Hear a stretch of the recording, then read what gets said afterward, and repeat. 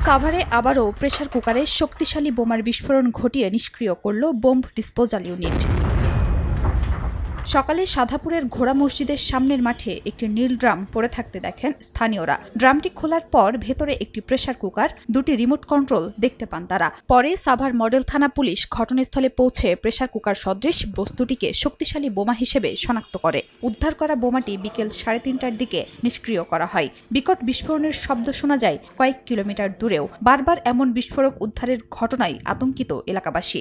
ওই বোম বার করা থিয়া পরে একটা কোরআন শরীফ পাচ্ছি, দুটা ইমোট আছে ওই ড্রাম ভিতর। এখন তো আতঙ্কিত আছি এবং ভবিষ্যতের জন্য আমরা আতঙ্কিত এলাকাবাসী এবং মসজিদে যারা আছে আমরা অত্যন্ত আতঙ্কিত বিষয়ে।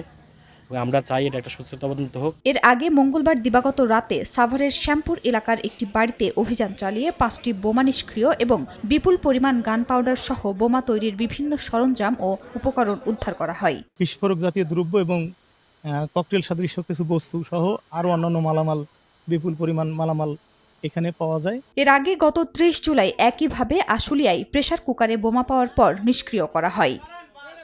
সময় সংবাদ, সাভার।